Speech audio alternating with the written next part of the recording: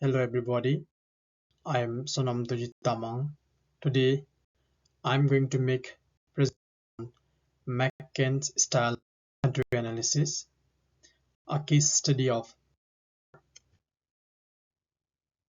If I show the content of my presentation, first of all, I'm going to show the country profile, followed by the rationale behind selecting Singapore for my.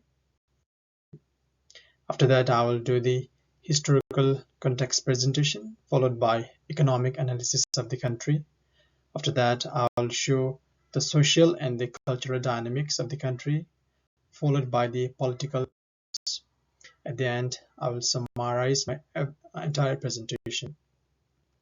With this, if I show the country profile of Singapore, Singapore, officially known as the Republic of Singapore, it is one of the wealthy island city-state located in the Asia, and once it has been colonized by the British, but today it is thriving as a global financial hub, and it is one of the world's most densely populated countries, with Chinese people accounting for 75% of the Singapore's multiracial population, with Malays and making up much of the remainder.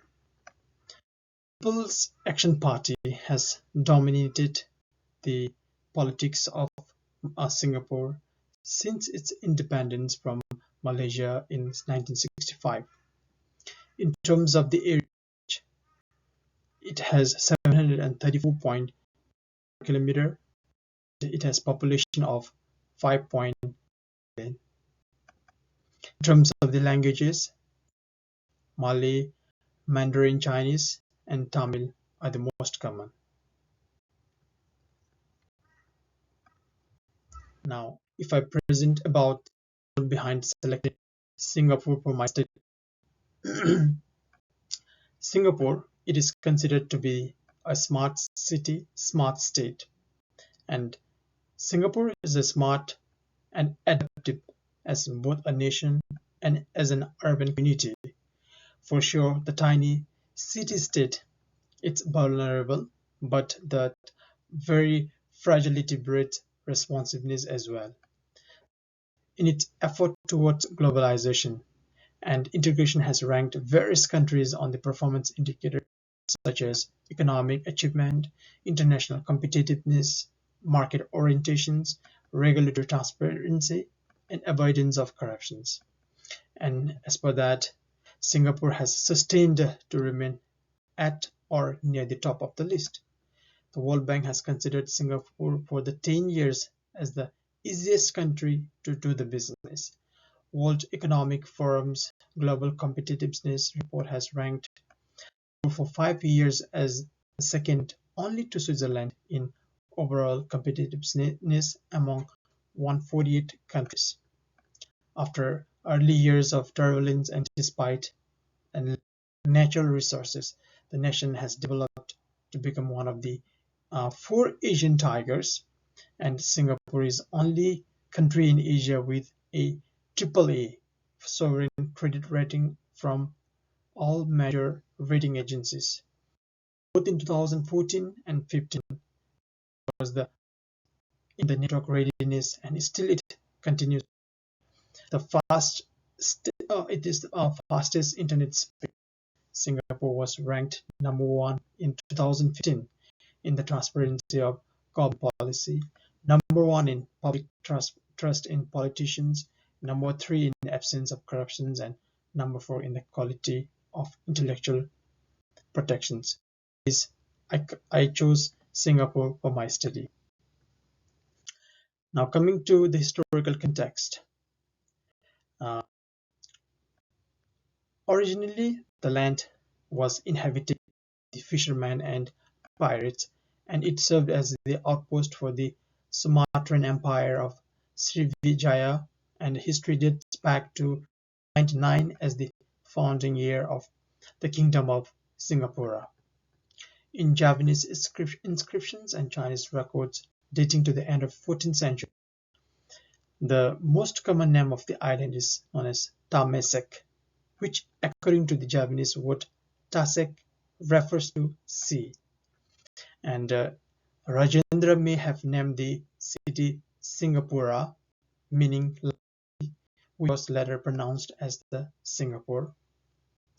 And it was in 1819 that Sir Stamford Raffles, English East India Company, in search of a trading site, landed at Singapore.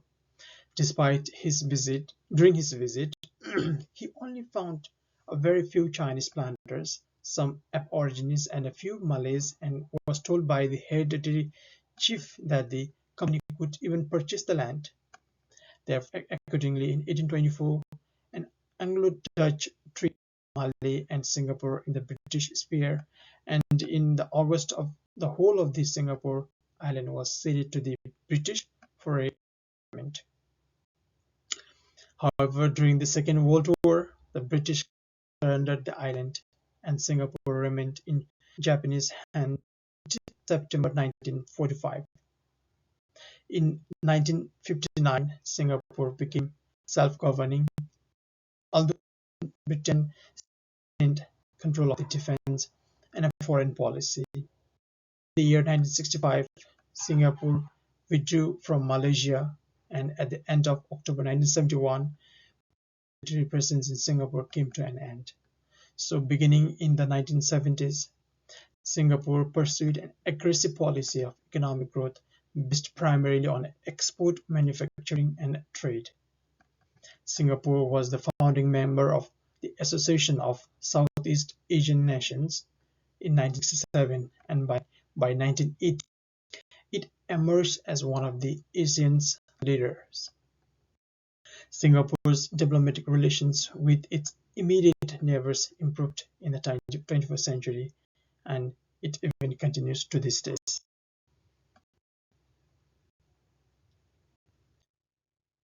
Now coming to the economic analysis of Singapore.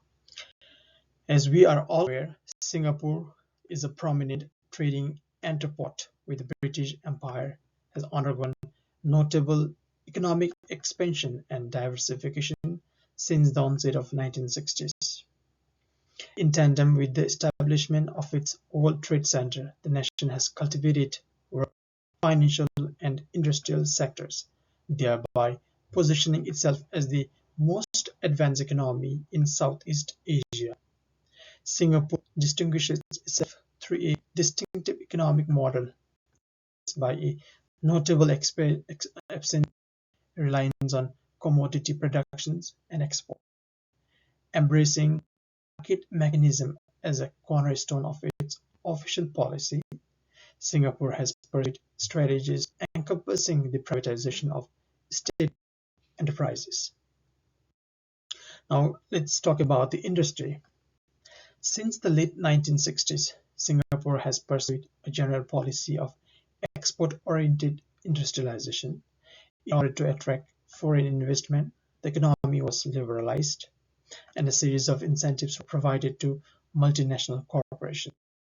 Gradually, production has been diversifying from such labor-intensive industries as textile to high-technology activities like the manufacture of electronic and precision equipment and oil refining, which yield a much added value to the productions.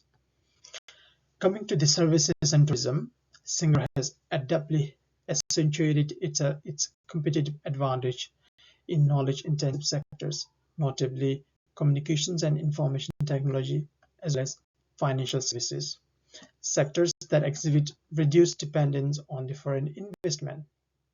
The cultivation of higher productivity and advancement in research and development endeavors it actively promote through various schemes offering investment credits and allowances.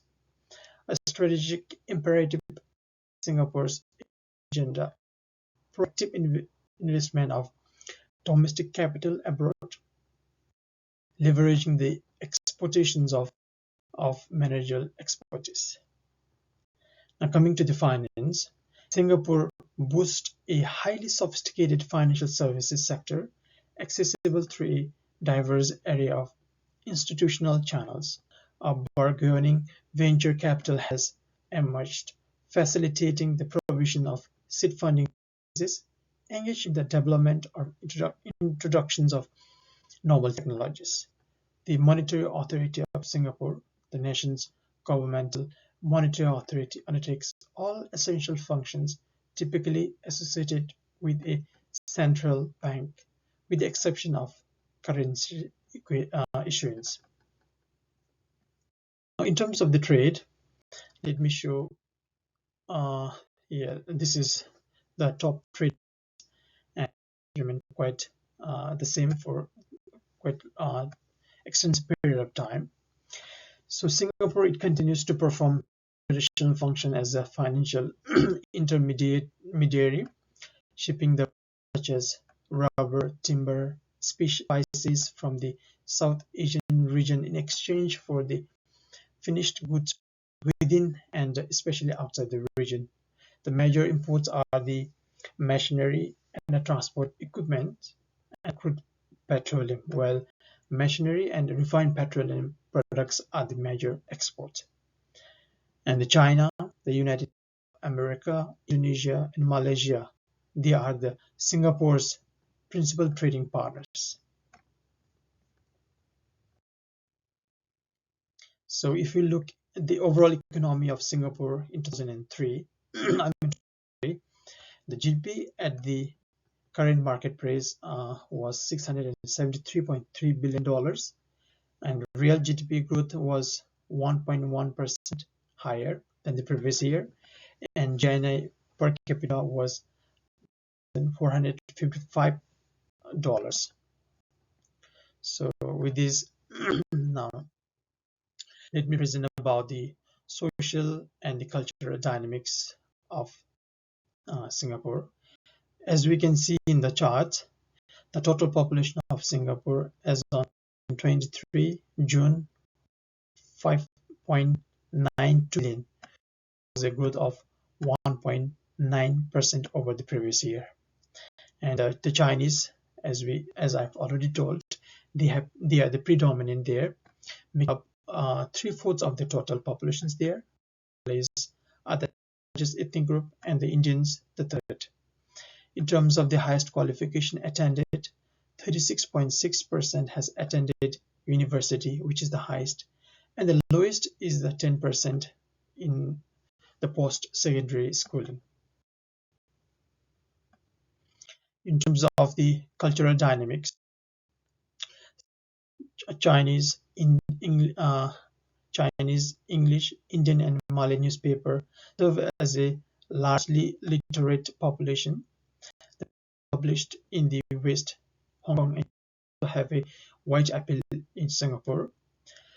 The government monitors the press to a certain extent, and on occasion places circulation restrictions on periodicals. The government-owned Singapore Broadcasting Corporation controls all local radio and television broadcastings in Singapore. Now, coming to the political dimensions of Singapore. Singapore, it is a unitary parliamentary democracy, which is based on the Westminster model. The president is the head of the state, but until 1991, the largely ceremonial post of president was filled by the parliament election. But in that year, the constitution was amended to allow for the direct elections of the president and for the presidential powers to be expanded. The parliament consists of 94 members, of whom 84 are elected and 10 are appointed to the terms of up to 5 years. The parliamentary majority selects the prime minister, who is the head of the government, and the cabinet form its own ranks, and they in turn form the government. In each constituency, there is a citizens consultative committee designed to link local communities to the ruling party. Close relation is maintained political and administrative arms of the government. The administrative structure consists of various ministries and statutory boards, and these are staffed by the civil servants who are monitored by independent public service commission. And Singapore's electorate includes every adult citizen who is a registered voter, and voting is a compulsory. A number of contest elections, but since 1959, for politics have been dominated by the People's Action.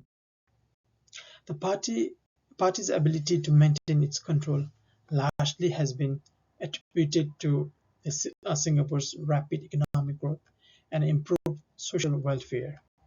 In addition, the party often has co-opted domestic opposition circuit that allow descendants to be held indefinitely without trial.